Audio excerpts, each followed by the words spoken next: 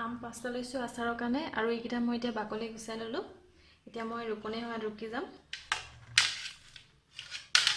মোৰ আচলতে আম বেছি নাই, সেইকাৰণে মই অলপ কমকৈ আচাৰ বনাবলগীয়া হৈছে।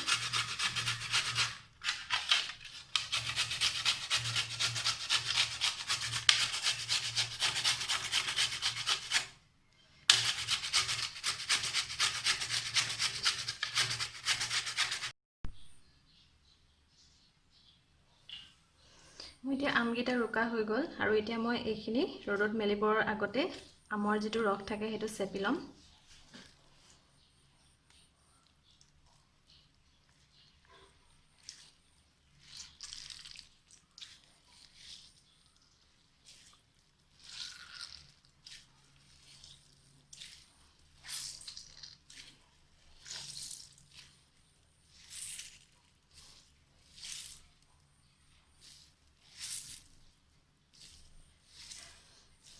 এনেকৈ বনোৱা আমৰ আচাৰটো খাই খুব টেষ্টি লাগে, আপোনালোকে কেতিয়াবা বনাই চাব।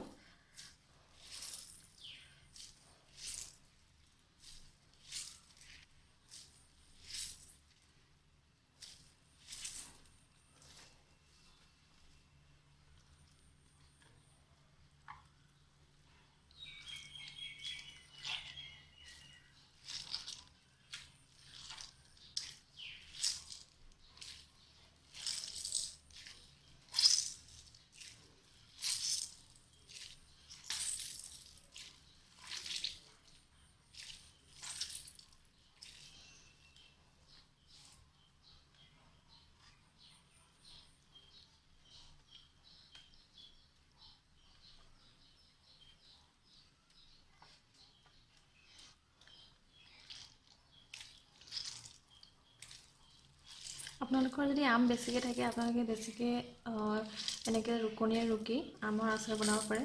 মোৰ আচলতে কিনি অনা আম আছিলে আৰু মোৰ বেছি আম নাছিলে, চ' মই সেইকাৰণে 5টাকৈ বনাই চাইছোঁ।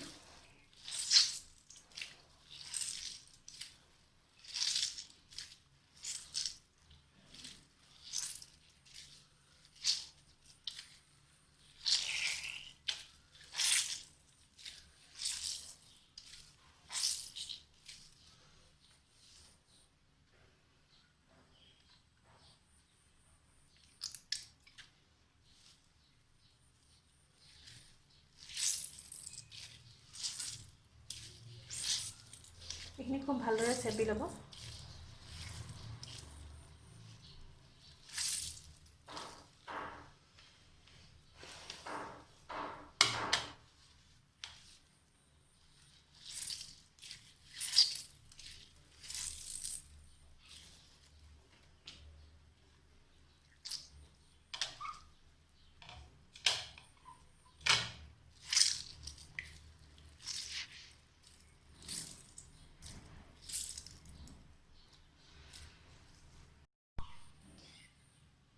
প্লেট এখনত বাতৰি কাগজ পাৰি লৈছোঁ আৰু এতিয়া মই এইখিনি নিমখ আৰু হালধি সানি ৰ'দত মেলি দিম। যদি খুব টান ৰ'দত দিয়ে খুব সোনকালে শুকাই যায়, এদিনতে শুকাই যায় আচলতে, ৰ'দ পৰিব লাগে খালি।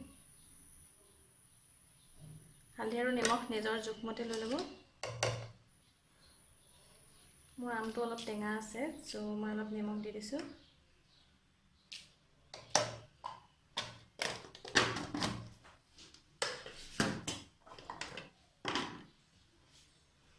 এইখিনি সানি ল'ম।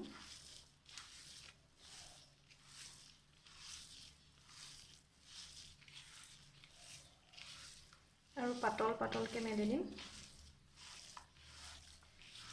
হালধি আৰু নিমখ আপোনালোকে নিজৰ জোখমতে দি ল'ব, কম বেছি দিব পাৰে, মই যিমান দিছোঁ তাতকৈ, আৰু কোৱান্টিটিৰ ওপৰত নিমখ দিব লাগিব।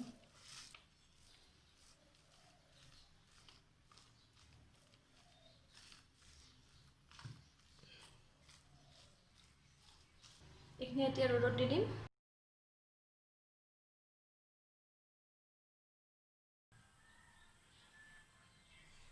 আমখিনি শুকাই গ'ল আৰু এতিয়া মই ইয়াতে মিঠাতেল দি দিম। আপোনালোকে যিমানখিনি আম বনাব আচাৰ সিমানখিনি জোখত তেল দিব। মই এতিয়া এইখিনি ভালদৰে মিহলাই ল'ম।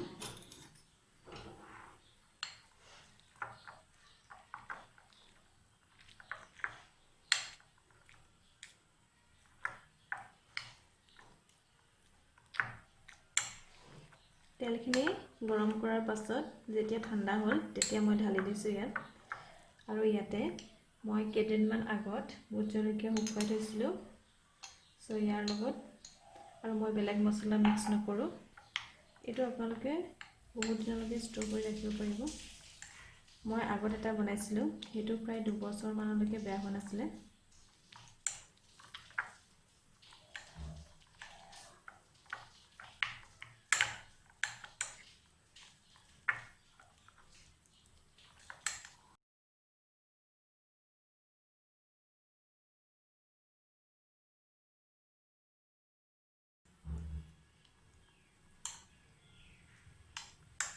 এইখিনি মই এনেদৰে খোলাকৈ 3 ঘণ্টামান ৰ'দত দি দিম। তাৰপিছত টেমাত ভৰাই কেইদিনমান আকৌ ৰ'দত দিম, তেতিয়া খাব পৰা হৈ যাব।